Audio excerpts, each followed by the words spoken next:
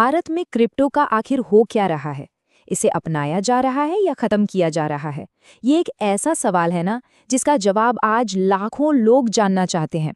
और मजे की बात यह है कि इस पूरी कहानी का सेंटर एक नेता का बदलता हुआ स्टैंड है।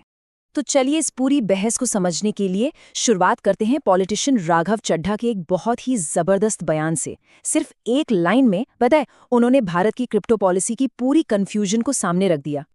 अब देखिए, कुछ टाइम पहले तक की बात है जब राघव चड्ढा ऑपोजिशन पार्टी में थे तो वो सरकार की क्रिप्टो पॉलिसीज के सबसे बड़े क्रिटिक्स में से एक थे, मतलब आवाज उठाते रहते थे। हाँ, संसद के अंदर वो क्रिप्टो कम्युनिटी के लिए एक बहुत जरूरी आवाज बन गए थे। वो लगातार सरकार से पूछ रहे थे कि भाई ये इतने ज्यादा टैक्स क्यों हैं और क्लियर रूल्स क्यों नहीं हैं। तो आखिर उनकी मेन चिंताएं थी क्या? मतलब सरकार के इस रवैये को लेकर वो क्या पॉइंट्स उठा रहे थे? चलिए जरा उसे समझते हैं। वो बार बार वार्निंग दे रहे थे कि देखिए, एक क्लियर पॉलिसी न होने का नतीजा क्या हो रहा है। हमारे ट्रेडर्स और इनोवेटर्स, मतलब जो नए नए प्रोजेक्ट्स बना रहे हैं, वो सब देश छोड़कर जा रहे हैं। और इससे आप समझिए भारत को सिर्फ पैसों का नुकसान नहीं हो रहा, बल्कि हम टेक्नोलॉजी की इस दौड़ में पीछे भी छूट रहे हैं। और पता है, ये सिर्फ क्रिप्टो की बात नहीं है, ये भारत के ओवरऑल रवैये को दिखाता है नई टेक्नोलॉजी को लेकर। हम अक्सर ना इंतजार करते हैं, देखते हैं कि दूसरे देश क्या कर रहे हैं, और इसी वेट एंड वॉच के चक्कर में वेब 3 यानी इंटरनेट के अगले दौर में लीडर बनने का एक सुनहरा मौका शायद हमारे हाथ से निकल जाए।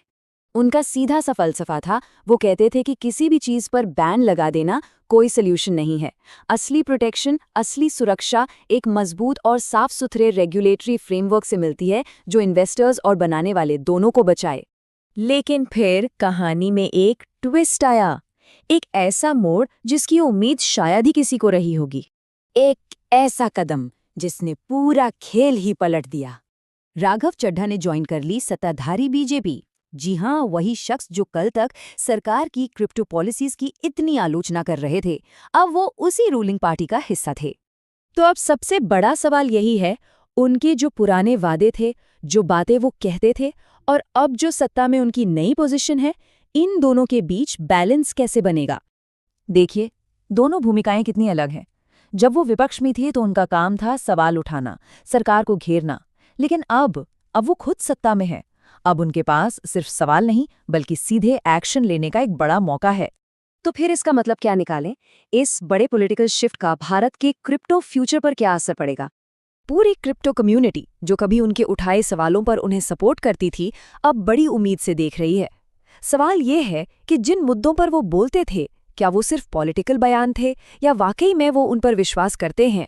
और क्या अब वो अपनी इस नई पावर का इस्तेमाल उन पर एक्शन लेने के लिए करेंगे? तो क्या वो सत्ता के अंदर क्रिप्टो कम्युनिटी के लिए एक नया हिमायती, एक नया एडवोकेट साबित होंगे, या फिर सब कुछ जैसा चल रहा है वैसा ही चलता रहेगा? इसका जवाब तो देखिए सिर्फ आने वाला वक्त ही दे सकता है।